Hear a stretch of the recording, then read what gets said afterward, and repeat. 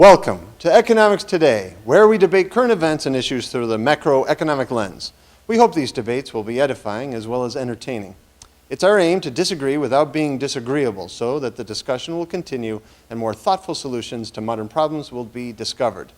Our teams present two sides of a topic so that you, the viewing audience, will be better informed. Scoring for these debates cover 8 measurable categories and are more heavily weighted towards content than technique. However, it probably goes without saying that the effectiveness of the presentation is often what wins the day, especially in a close debate. Today's topic on Economics Today debates the benefits and costs of educational vouchers in New York State. Under a voucher program, an amount is provided, usually $7,500 per child, from school tax fiscal revenues. The parents are given that money and allowed to shop around for the best education for their child, whether it be the public school where the child is attending now or a private alternative educational program, even distance learning. First, the pro team argues in favor of a free market solution to this problem, and they will be using classical economic theory to persuade us that the voucher program is the best option. The money should be given to the parents to decide what is best for the students. Next, the con team argues against the proposed change in policy. They'll be relying on Keynesian economic theory to support their position and to persuade us that government subsidies of the public school district is best. Let us begin. The United States is a nation founded on many principles, one of the most important of which is the freedom of choice. Here we view other people restricting our choices and limiting our futures as unjust and improper. Our nation's educational system is currently so imbalanced it would seem a farce. While some schools enjoy luxuries such as computer labs and extensive libraries, others must adopt a penal atmosphere with metal detectors at entrances and guards walking the halls. Many parents have no other option but to send their child into such an environment, and in a country that operates as a democracy, a lack of choices should be incomprehensible. This abandonment of our political and economic system has led to a severe decline in quality of public education. An emerging alternative is known as school vouchers. Currently, federal funding is tied to individual schools based on districts. Schools vouchers remove these boundaries and instead allot a certain amount of funding for each student to be used at any school that will accept the money. Were school vouchers to be adopted, America would enjoy a much brighter outlook. Parents would be able to remove their children from unsafe and underperforming schools and place them in schools that are more conducive to learning. Children with special needs will be able to give them the time and care they fail to receive in overcrowded public schools. And children with no interest in education or recidivist behavior will no longer be forced upon others unfairly. These changes do not mean the positive aspects of the existing system will be abolished. Schools will still be held to academic standards, not just out of legislation, but out of necessity too. Because as modern times will tell, an ailing education system leads to an ailing nation. While some may try to remain steadfast in tradition and foolishness, as a nation we must continue the American tradition of progress and guarantee a better future for our progeny with the adoption of a school voucher system. There is a decline in the nation's education, but trying to fix this problem by implementing a voucher system is not the answer to the problem. With a voucher system, there are several major problems, including no government regulations on the standard of education for private schools. Private schools will not only select students that improve their image, this will cause some students to be left behind because they can't afford or don't excel well. When some students is seduced and away from a public school, our schools lose money, which use this money to pay for the teachers and maintain the school buildings. Without this money, there will be unemployment of certified teachers, replaced by teachers without government certification, also causing schools to shut down. Finally, we do not know what the voucher money really buys when it's handed to these private schools. Is this money really going to the education for the students? Could it be to make them have a higher profit margin, or are they just teaching the students corrupt ideas? We can't trust capitalists who are motivated by profit to do what is best for our students, our children, our future.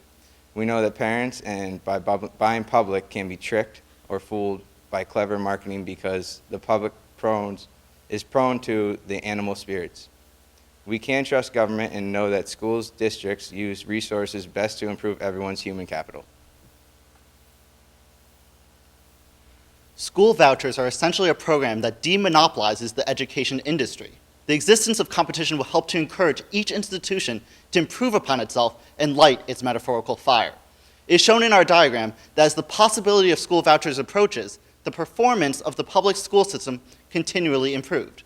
It can therefore be expected that an actual voucher system taking effect will encourage public schools to step up their game even more.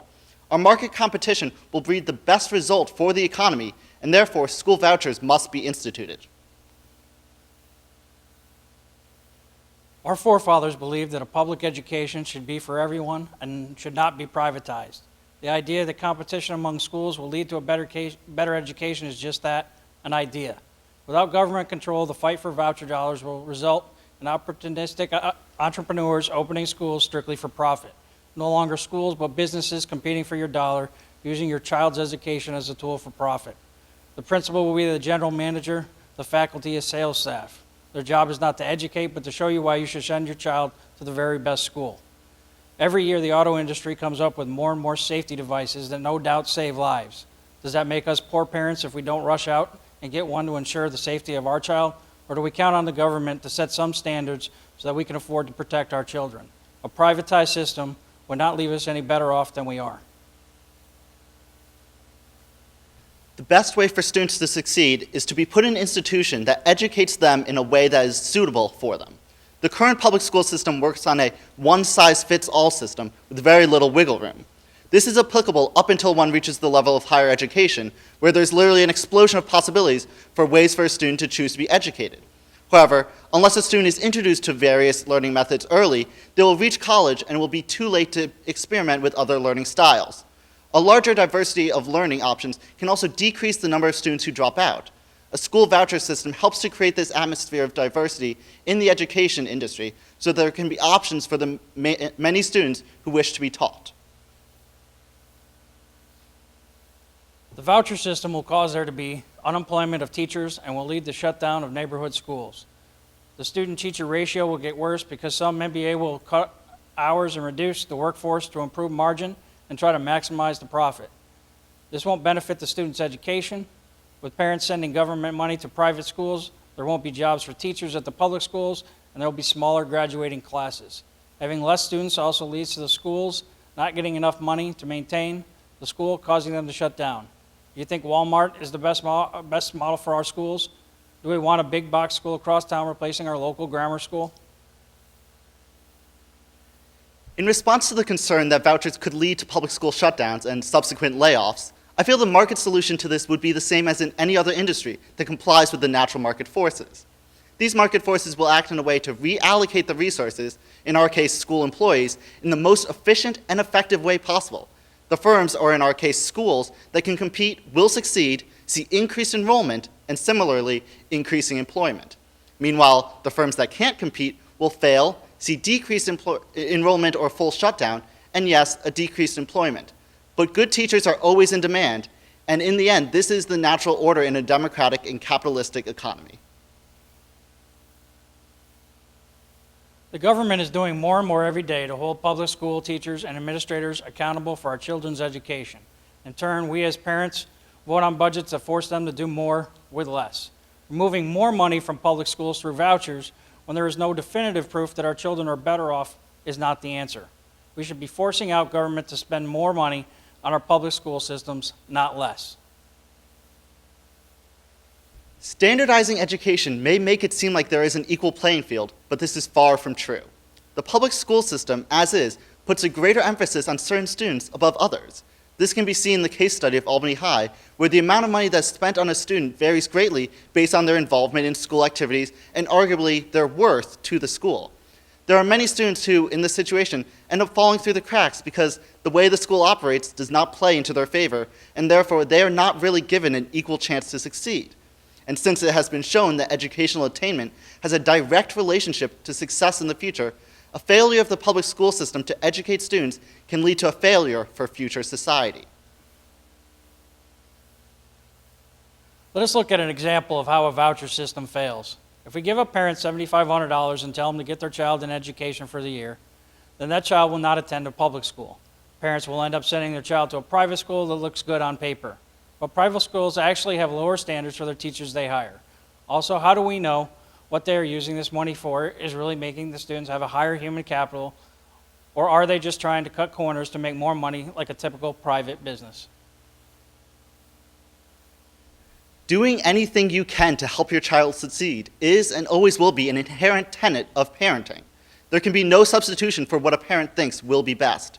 The school voucher program puts the power to make the decision on what learning path a child will take in the hands of the child and their parent. Meanwhile, without school vouchers, the decision about how every child will be educated is in the hands of the public schools and the state. The state cannot be expected to have nearly the manpower or knowledge to ensure that each student is being educated to their greatest potential, and therefore this system is highly inefficient. In order to have an efficient and effective educational system, it is imperative that parents have the power to choose how their children will be educated, a power that is provided by the school voucher system. The voucher system will allow schools to select students that they feel will perform. Private schools, unlike public, are allowed to reject applicants.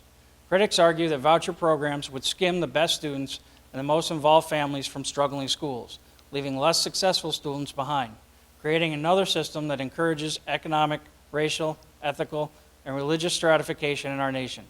This system will help those that are already doing well while taking away from those that are not. In conclusion, school vouchers would not be beneficial to our economy as we might hope it would be. By giving a child a voucher to attend another school rather than the public school in their district, it is discouraging the student to attend a public school that is already provided for them. If every student who is given a voucher left their schools, then unemployment in those schools would increase because there would be no students for the staff to teach. Given the opportunity to leave, many parents would make the wrong choice for their children. The money that the government put up for the vouchers would be put to waste because the student didn't get the best education. The results of the voucher can become more harmful than good in the long run. Freedom of choice is the main principle in the United States of America. The qualities of our public schools are very imbalanced. Parents need to have the choice to send their children to which school they think will be beneficial for their children's education, no matter what district they live in. School vouchers will be a lot more helpful than harmful. It would create good competition between schools, let all students go to the best schools, and on where their children attend and learn. By having the top schools thrive and receive an increase in enrollment, there will be an increase in the amount of jobs in these schools and will increase the GDP. The voucher program is a market system where it is most efficient and democratic way to create the best schools. People will choose the better school for their children, something this government is incapable of. Our public schools and the education of all children will be better if the school voucher program are adopted here. Thank you. An excellent and spirited debate. I appreciate the articulate way that both sides were able to present their arguments, and I hope that you will continue the debate at home. Thank you for joining us, and thank you to the good people, the handsome and debonair members of Viking Video Technologies, for their assistance in the making of this video. Remember, economics is everywhere.